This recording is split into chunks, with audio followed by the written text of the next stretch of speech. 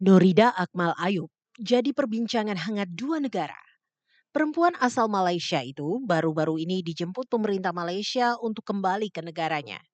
Ia dijemput dari Lombok, Nusa Tenggara Barat setelah tinggal di sana selama 18 tahun. Awalnya di Lombok, Norida tinggal bersama suaminya namun kemudian disebut ditinggalkan sang suami untuk menikah lagi. Semenjak itu hidup Norida terlunta-lunta. Ia kemudian jadi tukang sapu jalanan untuk menyambung hidup. Keluarga Norida lalu meminta agar pemerintah Malaysia turun tangan menjemput Norida.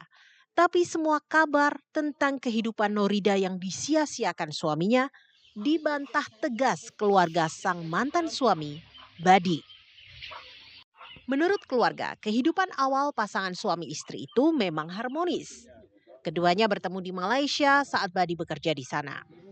Namun, karena aturan pernikahan beda negara dianggap rumit di Malaysia, Badi dan Norida memilih menikah di Thailand pada 2005. Usai pernikahan, keduanya sempat kembali ke Malaysia sebelum memutuskan kembali ke Lombok.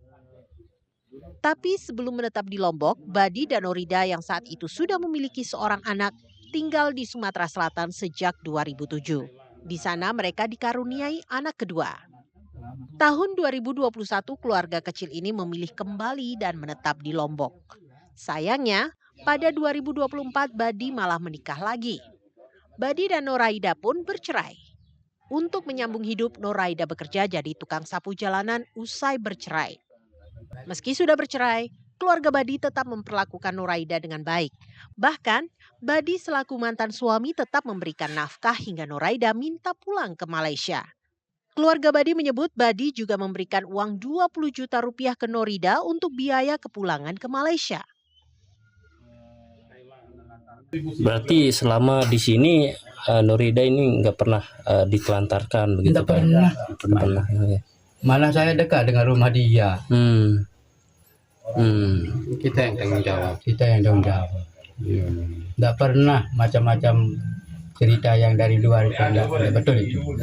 Oke, sebagai keluarga dari suaminya mendengar informasi yang beredar ini, tanggapan Bapak apa ini sekarang? Itu tanggapan nggak cocok gitu. Nggak cocok. Malah dia akan berangkat hari Sabtu, terus malam Jumat datang ke rumah saya, salaman sama keluarga. Kepala Dusun Bejelo juga menegaskan bahwa selama tinggal di Lombok, Norida diperlakukan baik oleh keluarga mantan suaminya, termasuk Badi sendiri. Anak-anak mereka juga diperlakukan baik oleh keluarga bahkan oleh pemerintah Indonesia. Saya telepon, gimana keadaannya, sehat-sehat katanya kan.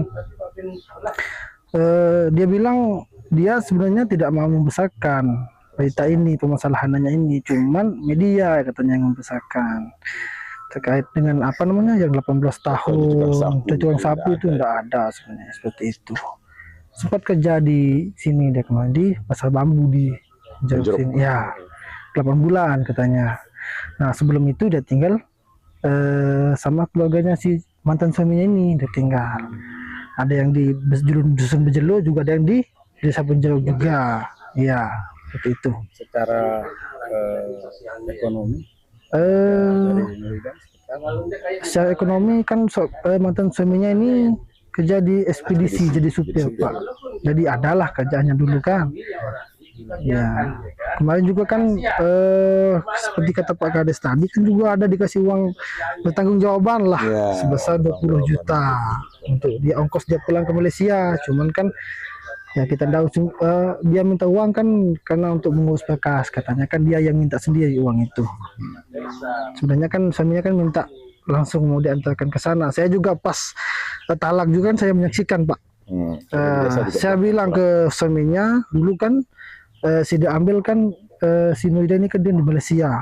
Sekarang kalau bisa antar juga ke sana. Saya bilang. Ya tapi kan dia minta uang, jadi dikasihlah uang sebesar 20 juta. Pemerintah Provinsi Nusa Tenggara Barat urun suara. Mereka menepis terjadi penelantaran terhadap Norida dan anak-anaknya usai perceraian. Bahkan ditepis pula bahwa Norida bekerja sebagai tukang sapu jalanan, melainkan bekerja di sebuah rumah makan. Lanjut pada tahun 2024 karena sesuatu dan lain hal mereka bercerai. Karena perceraian ini kemudian mereka pisah rumah, tetapi pada proses perceraian ini Badi memberikan uang 20 juta kepada Nurida Ayub untuk mengurus kepulangannya ke Malaysia. Dan pada proses ini diketahui bahwa anak-anak mereka juga mendapatkan pendidikan di SMA maupun di SMK. Bahkan anak yang pertama mendapatkan beasiswa bidik misi di Universitas Mataram.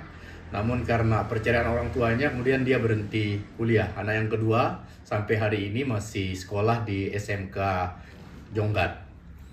Nah, terkait dengan narasi ditelantarkan, maka kami tegaskan bahwa tidak ada penelantaran dari suaminya maupun dari keluarga suaminya.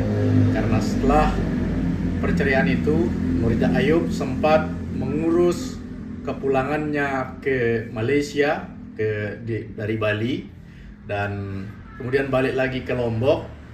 Dan pada saat balik ke Lombok, Nurida Ayub tinggal di rumah keluarga Badi dan sempat bekerja di salah satu lesehan di Lombok selama 8 bulan.